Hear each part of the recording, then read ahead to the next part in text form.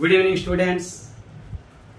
EAMCET exam రాసేటప్పుడు examination హాల్లో మీరు పాటించవలసిన కొన్ని టిప్స్ నేను ఈరోజు చెప్పాలనుకుంటున్నాను స్టూడెంట్స్. మీకు అవి యూజ్ అవుతాయి. చూడండి స్టూడెంట్స్, ఎగ్జామ్ పేపర్ని మ్యాథమెటిక్స్, ఫిజిక్స్, కెమిస్ట్రీ ఉన్నాయి కదా, మీరు 3 స్టేజెస్లో క్వశ్చన్ పేపర్ని కంప్లీట్ చేయాల్సిన అవసరం ఉంది స్టూడెంట్స్. గమనించండి, 3 స్టేజెస్లో క్వశ్చన్ పేపర్ని కంప్లీట్ చేయాలి. ఆ 3 స్టేజెస్ అవి ఎలా అనేది ఒకసారి మీకు టిప్స్ చెప్తాను స్టూడెంట్స్. చూడండి, ఉపయోగపడుతుంది మీకు. 3 స్టేజెస్ అంటే ఏమీ లేదు స్టూడెంట్స్. ఫస్ట్ స్టేజ్లో ఏంటంటే, నేను ఇక్కడ కొన్ని కెమిస్ట్రీ క్వశ్చన్స్ తీసుకొని మరీ ఎక్స్ప్లెయిన్ చేస్తున్నాను. ఫస్ట్ స్టేజ్లో క్వశ్చన్ ఎలా ఉంటుంది, సెకండ్ స్టేజ్లో ఎలా, థర్డ్ స్టేజ్లో ఎలా, అలా 3 స్టేజెస్లో మనం క్వశ్చన్ పేపర్ని ఎలా కంప్లీట్ చేయాలి అనే టాపిక్ మీద నేను కొన్ని జస్ట్ కెమిస్ట్రీ క్వశ్చన్స్ కొన్ని రాసుకున్నాను నేను. ఫస్ట్ స్టేజ్లో క్వశ్చన్స్ అంటే అర్థం ఏంటంటే students, the minimum number of quantum numbers required to specify an orbital in an atom is. Question చదువుతూ ఉంటేనే మీకు ఆన్సర్ తెలిసిపోతుంది స్టూడెంట్స్, అక్కడ టైం వేస్ట్ అవ్వదు. 3 అనేది తెలుస్తుంది. అలాంటి క్వశ్చన్స్ నే ఫస్ట్ స్టేజ్ లో కంప్లీట్ చేయాల్సిన అవసరం ఉంది స్టూడెంట్స్. మీకు ఇక్కడ టైం వేస్ట్ అవ్వదు అన్నమాట. క్వశ్చన్ చదువుతారు, ఆన్సర్ తెలుస్తుంది, వెంటనే ఆన్సర్ చేస్తారు. అలాంటివి క్వశ్చన్స్ ఫస్ట్ స్టేజ్ లో కంప్లీట్ చేయాలి. అది మ్యాథమెటిక్స్ అయినా కానీ, ఫిజిక్స్ ఆర్ కెమిస్ట్రీ. క్వశ్చన్స్ ఈజీగా ఉంటాయి. నేను కెమిస్ట్రీ క్వశ్చన్స్ రాసుకొని ఇలా ఎక్స్ప్లెయిన్ చేయడానికి ఉపయోగపడేలా నేను కెమిస్ట్రీ క్వశ్చన్స్ రాసుకున్నాను. అలా ఆన్సర్ మనకు వెంటనే తెలిస్తే అది షూర్గా తెలిస్తే అలాంటివే మనం ఫస్ట్ స్టేజ్లో కంప్లీట్ చేయాలి.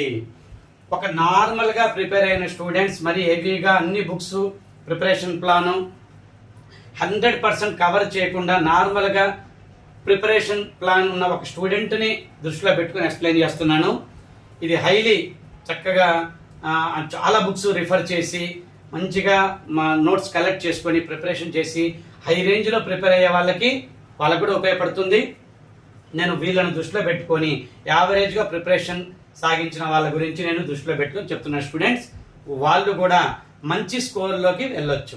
యావరేజ్ ప్రిపరేషన్ వాళ్ళు కూడా చక్కగా మంచి స్కోర్లోకి ఎలా వెళ్ళొచ్చు అనేది నా టిప్స్ ఉపయోగపడతాయి స్టూడెంట్స్, డౌట్ లేదు.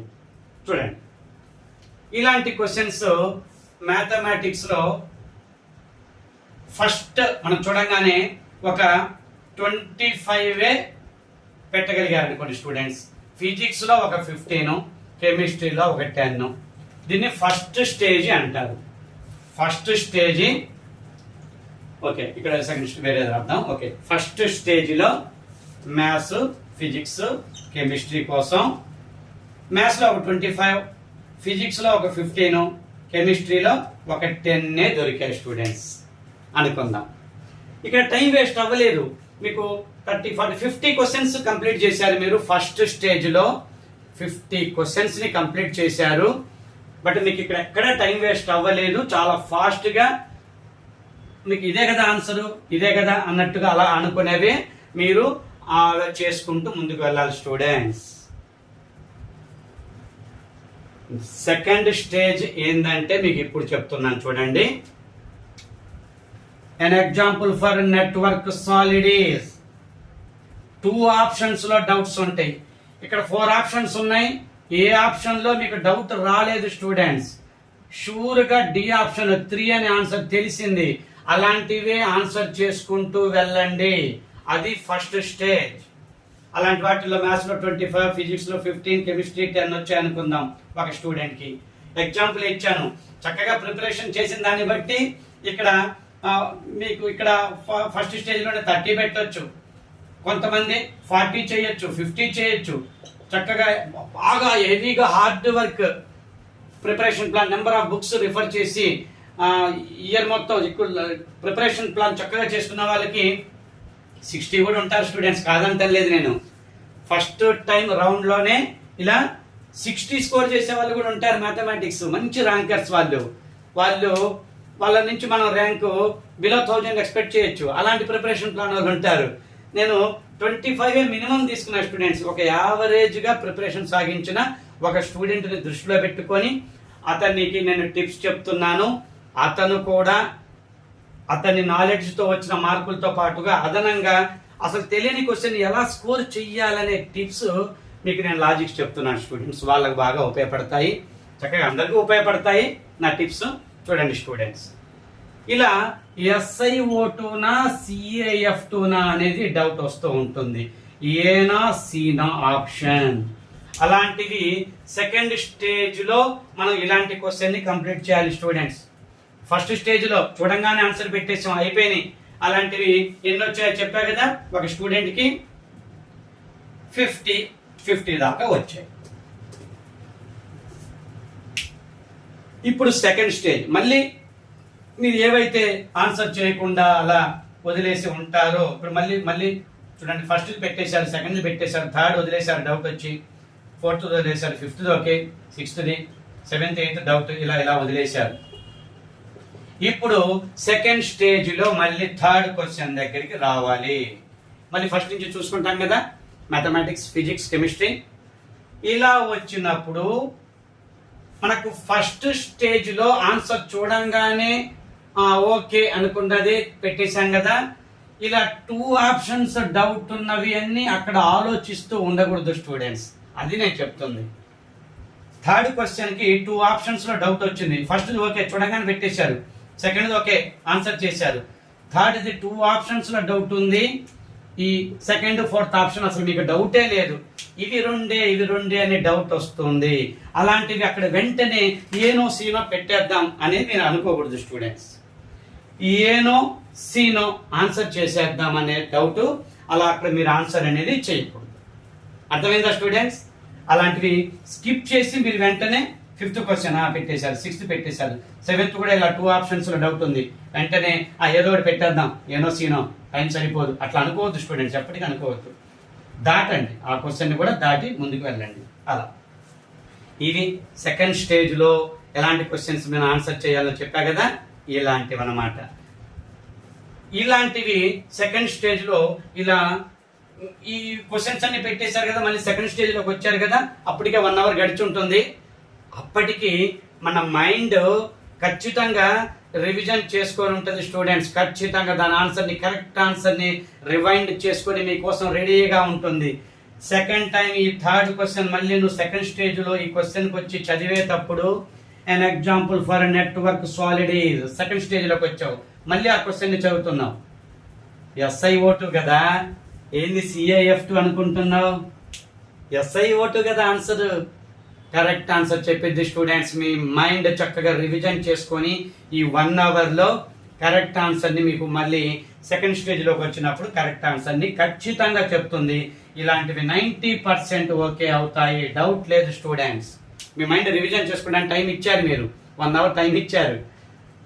సెకండ్ స్టేజ్లో మళ్ళీ ఆ క్వశ్చన్ చదివినప్పుడు ఇదే కదా, నేనేం అనవసరంగా CaF2కు వెళ్ళా, నేను దాని మీద ఎందుకు నాకు డౌట్ వచ్చింది, కాదు ఇదే కదా. అలాంటివి ఉంటాయి. అలాంటివి సెకండ్ స్టేజ్లో ఫిల్ చేసుకోండి స్టూడెంట్స్. సెకండ్ స్టేజ్లో క్వశ్చన్స్ మీరు ఫిల్ చేసుకోండి, దీన్నే సెకండ్ స్టేజ్ అంటారు. మళ్ళీ ఫస్ట్ నుంచి వస్తున్నారు, ఇక్కడ మీరు ఏవైతే అలా ఆన్సర్ చేయకుండా వదిలిపెట్టారో వాటిని మళ్ళీ చూస్తున్నారు. 2 ఆప్షన్స్ డౌట్ ఉన్నవన్నీ కూడా ఈ సెకండ్ స్టేజ్లో చూస్తారు. ఆ టైంలో మళ్ళీ మ్యాథ్స్లో ఒక 10 చేయగలుగుతారు, ఫిజిక్స్లో ఒక 10 చేయగలుగుతారు, కెమిస్ట్రీలో 5 చేశారనుకోండి, మళ్ళీ ఒక 25 మార్క్స్ వచ్చాయి స్టూడెంట్స్. 25 మార్క్స్ వచ్చాయి. ఈ 75లో షూర్గా ఖచ్చితంగా 70 ఈజీగా ఉంటాయి. ఒక ఈ 2 ఆప్షన్స్లో ఏవో కొన్ని పోయినా కానీ మ్యాక్సిమం మీకు ఆన్సర్లు వస్తాయి, తెలుస్తాయి స్టూడెంట్స్. మైండ్ రివిజన్ చేసుకుని కరెక్ట్ ఆన్సరే చెప్తుంది, 90% ఓకే అవుతుంది, అందులో అయితే డౌట్ లేదు.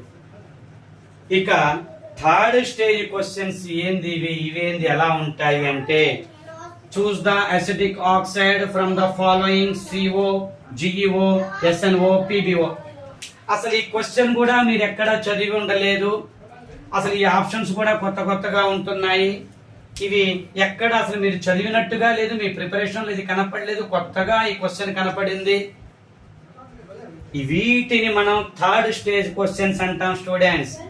ఇది నీకు తెలియని క్వశ్చన్, అక్కడ నువ్వు ఎక్కువగా ఆలోచిస్తూ ఆడ టైం స్పెండ్ చేయకూడదు. 2 ఆప్షన్స్ ఉన్న దగ్గరే నేను ఫస్ట్ స్టేజ్లో ఇక్కడ టైం స్పెండ్ చేయొద్దు అంటున్నాను. ఒక్క సెకండ్ కూడా ఇక్కడ ఆగొద్దు. మీరు క్వశ్చన్ చదివారు, అర్థమైపోయింది, ఓకే, మీకు 2లో డౌట్ వచ్చాయి, అక్కడ ఎక్కువ ఆలోచించకుండా ముందుకు వెళ్ళాలి. అప్పుడే మీకు టైం సేవ్ అవుతుంది. ఇక్కడ ఈ 2 ఆప్షన్స్ దగ్గర ఆలోచిస్తూ 2-3 మినిట్స్ ఈ బిట్ దగ్గరే మీరు గడిపితే టైం వేస్ట్. 2 మినిట్స్ అయిపోయింది. కానీ ఏదో ఒకటి పెట్టాలన్నా అనిపిస్తూ ఉంటుంది.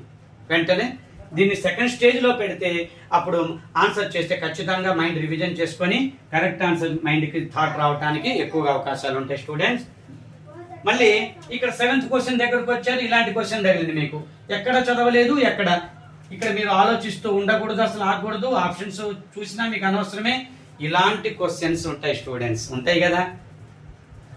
థర్డ్ స్టేజ్ క్వశ్చన్స్ అది మీకు తెలిసిపోతుంది. ఇలాంటివి ఇక్కడ చూడండి 75 అయిపోయాయి. ఇంకా చూడండి స్టూడెంట్స్, ఇంకా 25, ఇంకా 85 అనిపిస్తుంది. అంటే నార్మల్ ప్రిపరేషన్ వల్ల చెప్తున్నాను. బాగా చక్కగా ప్రిపరేషన్ చేసిన వాళ్ళకి స్టేజ్ 3లో మంచి హెవీ హార్డ్ వర్క్, చక్కగా అన్ని ఎక్కువ మెటీరియల్ కవర్ చేసి అంతా చేసిన వాళ్ళకి టాపర్స్ ఉంటారు. వాళ్ళకైతే ఈ థర్డ్ స్టేజ్లో ఒక 30 బిట్స్ మిగులుతాయి అంతే. 30నో 20నో. ఈ స్టేజ్లో ఒక 40 దాకా పెట్టేస్తారు. ఫస్ట్ స్టేజ్లోనే చక్కగా 80-90లు కవర్ చేసే వాళ్ళు ఉంటారు స్టూడెంట్స్, అలా ఉంటారు స్టూడెంట్స్. అంటే వాళ్ళ ప్రిపరేషన్ బట్టి ఉంటుంది. ఇక్కడ నేను నార్మల్ ప్రిపరేషన్ వాళ్ళ నెంబర్లు ఇస్తున్నాను.